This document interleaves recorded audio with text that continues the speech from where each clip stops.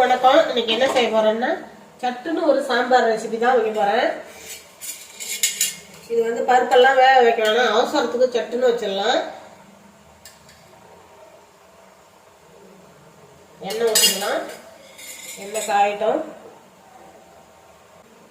பெரும்பாலும் இந்த மாதிரி சாம்பார்லாம் வந்து ரோட்டு கடையில் தான் கொடுப்பாங்க. இருந்தாலும் நல்லா இருக்கும், டேஸ்ட் நல்லா தான் இருக்கும். வாங்க அதை எப்படி செய்யலாம்னு பார்க்கலாம். எண்ணெய் காஞ்சிருச்சு. ஒரு ஸ்பூன் கடுகு போட்டுக்கலாம்.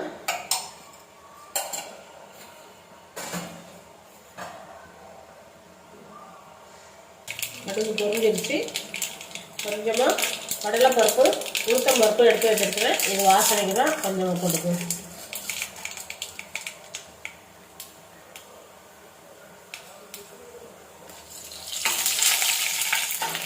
கூடவே கொஞ்சமாக ஜீரகம் எடுத்து வச்சுருக்கேன். அந்த ஜீரகமும் இது கூட போட்டுக்கலாம்.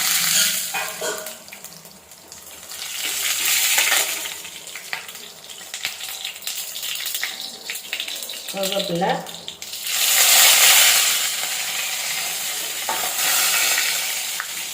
ஒரு 4 பல்லு பூண்டு தட்டி வச்சுருக்கேன். அதையும் இது கூட போட்டுக்குவோம்.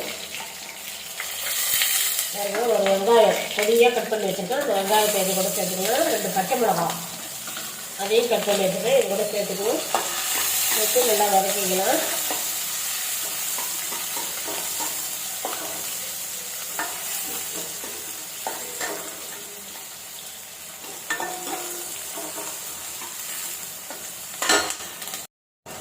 வெங்காயம் வதங்கிடுச்சு.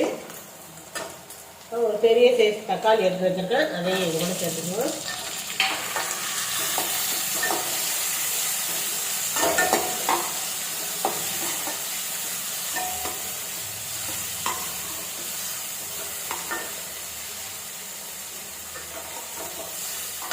அப்படியே இது வதங்கிட்டு இருக்கட்டும்.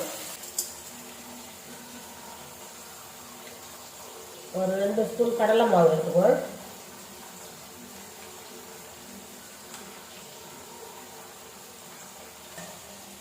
இதில் தண்ணி ஊற்றி கட்டி இல்லாமல் கலந்துக்கலாம்.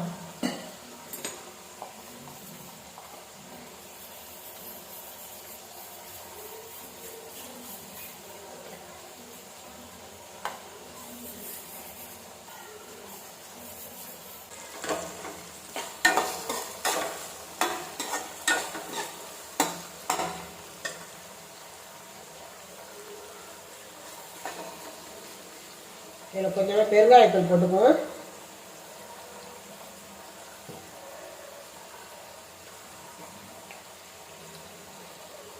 ஒரு ஸ்பூன் மஞ்சள்தூள் போட்டுக்கலாம்.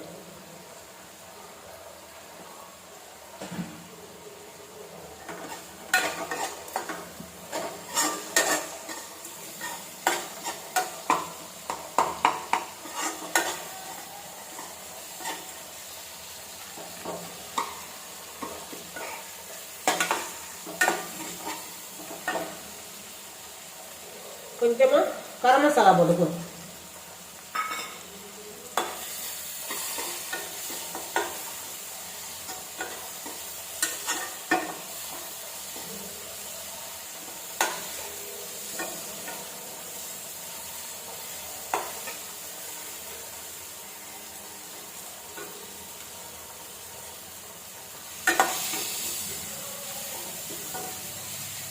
அதையும் வந்து இதில் தண்ணி ஊற்றி நல்லா கொதிக்க வச்சுக்குவோம்.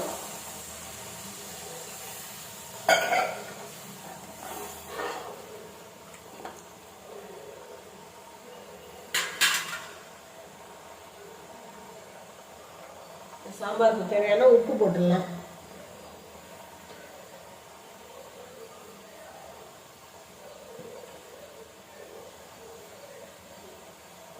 மூடி போட்டு நல்லா கொதிக்க விட்டுருவோம். வேகட்டும்.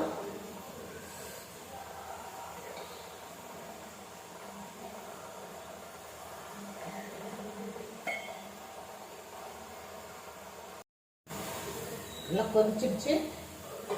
பச்சை வாசனை எல்லாம் போயிடுச்சு.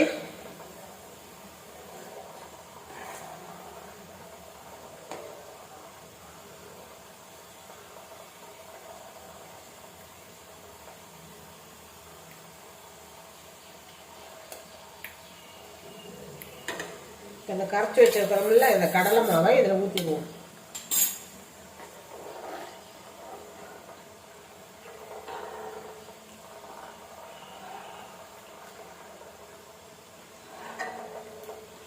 இது கெட்டியாக இருக்கும். இன்னும் கொஞ்சம் தண்ணி ஊற்றிக்கலாம்.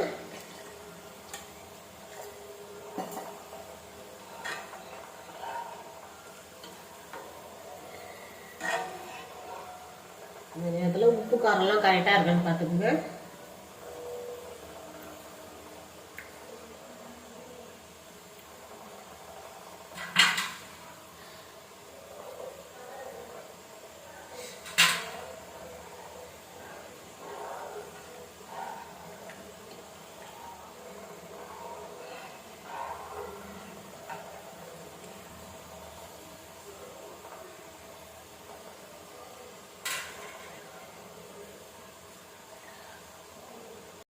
பாருங்க, நம்மளோட பாம்பே சாம்பார் நல்லா கொதிச்சிடுச்சு.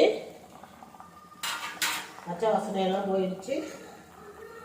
இப்போ கொத்தமல்லி தழை தூவிக்கலாம்.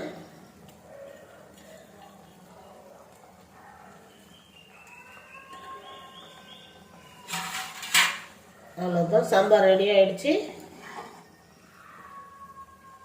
அடுப்பு ஆஃப் பண்ணிடலாம்.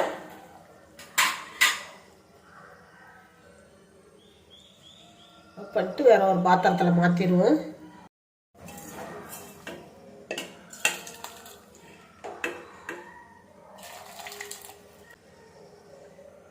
இட்லி எடுத்துட்டு வந்துட்டேன்.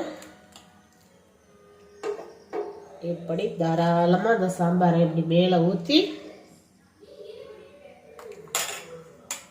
இப்படி சாப்பிட்டு பாருங்கள். சூப்பராக இருக்கும். இதே மாதிரி நீங்களும் செஞ்சு சாப்பிட்டு பாருங்கள். சாப்பிட்டு பார்த்துட்டு எப்படி இருந்ததுன்னு எனக்கு கமெண்ட்டில் சொல்லுங்கள். இந்த வீடியோ பிடிச்சிருந்தா ஒரு லைக் பண்ணுங்கள்.